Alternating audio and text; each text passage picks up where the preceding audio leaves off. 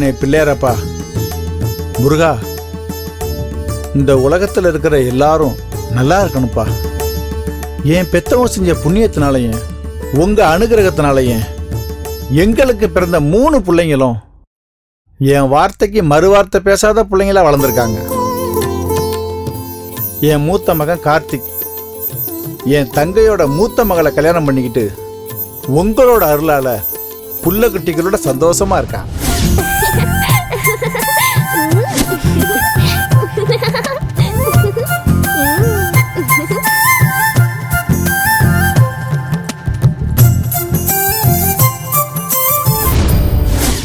என் இளைய மகன் அசோக் மனைவியை பறி கொடுத்துட்டு நடைபணமா வாழ்ந்துகிட்டு இருக்கான்.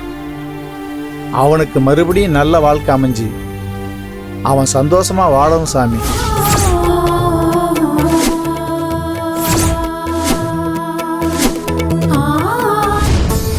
கடைக்குட்டி வருண், அவனுக்காக நான் ஒரு பொண்ணு பார்த்துருக்கேன். இந்த கல்யாணம் எந்த தடங்களும் இல்லாம நல்லபடியா நடக்கணும்ப்பா.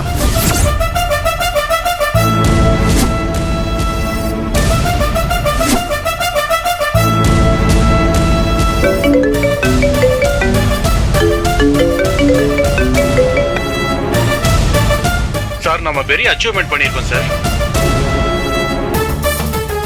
சக்சஸ்ங்கிற வார்த்தையை நான் சாகிற வரைக்கும் கேட்டுக்கிட்டே இருக்கணும். அதுதான் என்னோட ஆசை. நான் அச்சீவ் பண்றதுக்காகவே பிறந்தவன். Okay, thank you.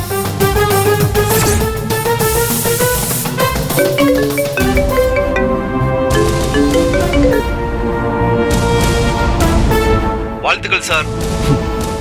தேங்க்யூ சார், சின்ன வயசுலயே பெரிய அச்சீவ்மெண்ட் பண்ணிருக்கீங்க. வளர்ந்து வர இளைய தலைமுறை விருது வேற வாங்க போறீங்க. யா, தேங்க்யூ. என்ன சார், ஈவினிங் ஏதாவது ட்ரீட் இருக்கா? சாரி மிஸ்டர், ட்ரீட் எதுவாக இருந்தாலும் நாளைக்கு தான்.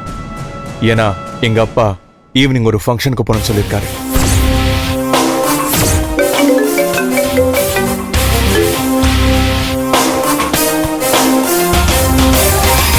எங்க அப்பா என்ன சொல்றாரோ அதை தான் நான் செய்வேன்.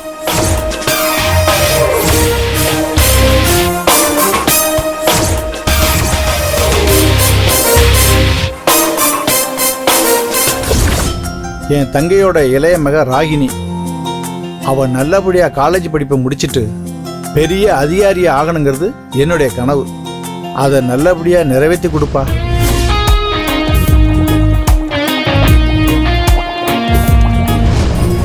என் தங்க வள்ளி, அவ தன்னோட புருஷனை பறி கொடுத்துட்டு ஏன் நிழல்ல ஏன் அரவணைப்புல இருக்கா. அவ ஆரோக்கியத்தோடும் தீர்க்காயுசா வாழணும் சாமி. வாங்க வாங்க. உங்க வாய் வார்த்தைப்படி நான் அம்பலவானங்கிட்ட வாங்கினதே அதிகம். இனிமே வாங்குறதுக்கு ஒண்ணுமே இல்ல. அவரு மனசுக்கு பிடிச்ச மாதிரி ஏதாவது நல்லது பண்ணணுங்கிறதா என் ஆசை. ஆமா, அம்பலவானம் எங்க? பூஜையில இருக்காரு. நல்லது. வருணுக்கு பொண்ணு பார்க்க போறோம்ல, அதான் நல்ல நேரம் முடியறதுக்குள்ள கிளம்பிடலான்னு முன்னாடியே வந்துட்டேன். ஆமா, எங்க வருண் வந்தாச்சா? இந்த வருஷத்துக்கான சிறந்த இளம் தொழிலதிபர் விருது கொடுத்துட்டு இருக்காங்க. அவன் அவனோட வந்துட்டு இருக்கான். அநேகமா கிளம்புறதுக்குள்ள அவன் வந்துருவான். இன்னைக்கு அவனுக்கு பொண்ணு பார்க்க போறோம்னு அவன்கிட்ட சொல்லியாச்சா இல்லையா? பா,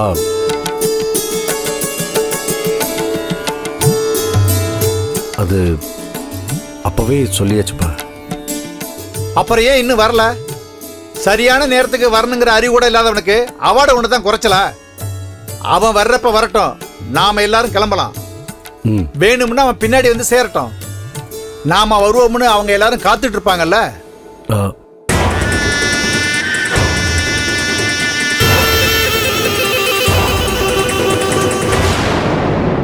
எதுக்கு அம்பலவானா எப்படி பேசுற? இன்னும் நேரம் ஒன்னும் தாண்டிரல, அதுக்கே கோவப்படுற? எப்படியும் ராகு காலம் முடிச்சுதானே நாம கிளம்ப போறோம். அதுக்குள்ள வருண் வந்துட்டா சேர்ந்தே போயிடலாம். சாதாரண ஆளா இருந்தானா இவ்வளவு தூரத்துக்கு உயர்ந்திருக்கனா அதுக்கு காரணம் என்ன? எதையும் சரியான நேரத்துல பண்ணதுனாலதான். உன் கூட இத்தனை வருஷமா பழகுறேனே, அது எனக்கு தெரியாதா? உன்னோட பஞ்சுவாலிட்டியும் உன்னை விட்டு போகல, உன் கோவமும் உன்னை விட்டு போகல. டேய், அது என் கூட பிறந்ததுடா. சரி உட்காரு.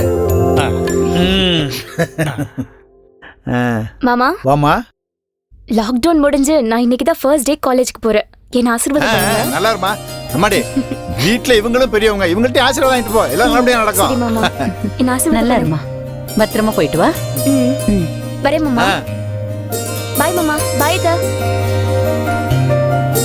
ஆமா, ராகினிக்கு படிப்பு எப்ப முடியுது? பிகாம் ஃபைனல் இயர் படிச்சிட்டு இருக்கா. ஓ, அப்புறம் என்ன அம்பளவனா, படிப்பு முடிய போகுது. பேசாம ராகினிக்கும் ஒரு பையனை பார்த்து கட்டி வச்சிடலாம். ஏதோ ஒரு பையனெல்லாம் அவளை கட்டி வைக்க முடியாதுடா. ஆ. அவளை கை குழந்தைய என் கையில வாங்கினதுல இருந்து இப்ப வரைக்கும் எனக்கு பொண்ணு இல்லைங்கிற குறைய அவ தான் போக்கிட்டு இருக்கா. ஓ, அப்படி இருக்கும்போது அவளுக்கு பார்க்குற மாப்பிள்ளையும் சரி, அவளுக்கு நான் அமைச்சு கொடுக்குற வாழ்க்கையும் சரி அப்படி இருக்கணும்.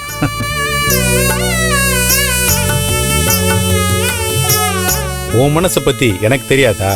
அப்படி இல்லைன்னா உன்னோட ஸ்டேட்டஸ்க்கு என்னெல்லாம் உன்னோட ஃப்ரெண்டா வச்சுக்க முடியுமா? உன் குடும்பத்துல ஒருத்தனா என்ன வச்சிருக்கேன்னா பாத்துக்கங்க. அப்படி இருக்கும்போது ராகினியோடைய அப்பா உன்னோட ஆரம்பகால வளர்ச்சிக்கு அவ்வளோ உறுதுணையா இருந்திருக்காரு. அவரோட பொண்ண நீ எந்த இடத்துல வச்சிருப்பன்னு எனக்கு தெரியாதா? இப்போ நம்ம வருணுக்கு பார்த்திருக்கிற பொண்ணு யாரோட பொண்ணு? உன்கிட்ட விசுவாசமா வேலை பார்த்த நம்ம கேசவன் பொண்ணு.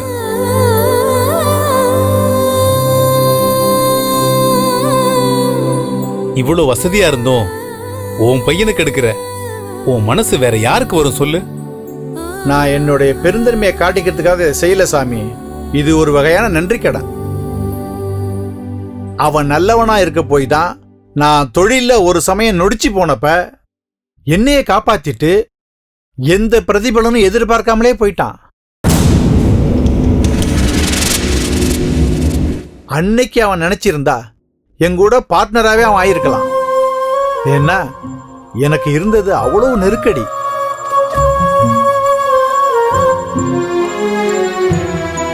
அது மட்டும் இல்ல, என் பசங்கள்லாம் அம்மா இல்லாத பிள்ளைங்களாவே வளர்ந்துட்டாங்க. அவங்களுக்கு வர்ற பொண்ணுங்க அவங்கள அரவணைச்சு கூட்டிட்டு போற பொண்ணுங்களா இருக்கணுங்கிறதுல நான் ரொம்ப கவனமா இருக்கேன் சாமி.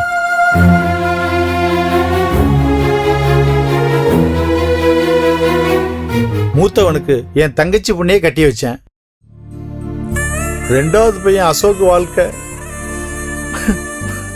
வரம் கொடுத்த சாமியே.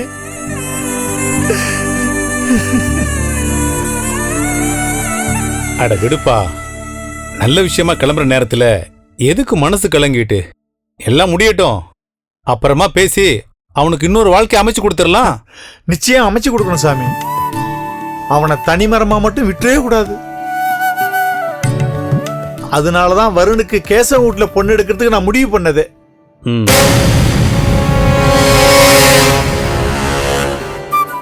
கேசவன் வசதியில வேணா குறைஞ்சவனா இருக்கலாம், ஆனா மனசால நிச்சயமா என்னோட உயர்ந்தவன்.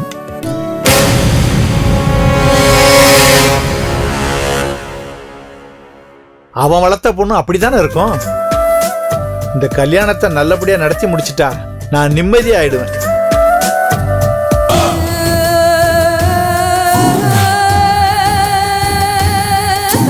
இந்த திரைப்படத்தை முழுமையாக கண்டு மகிழ உடனே டவுன்லோட் செய்யுங்கள் Raj digital TV OTT app. வருடத்திற்கு வெறும் 299 ரூபாய் மட்டும்.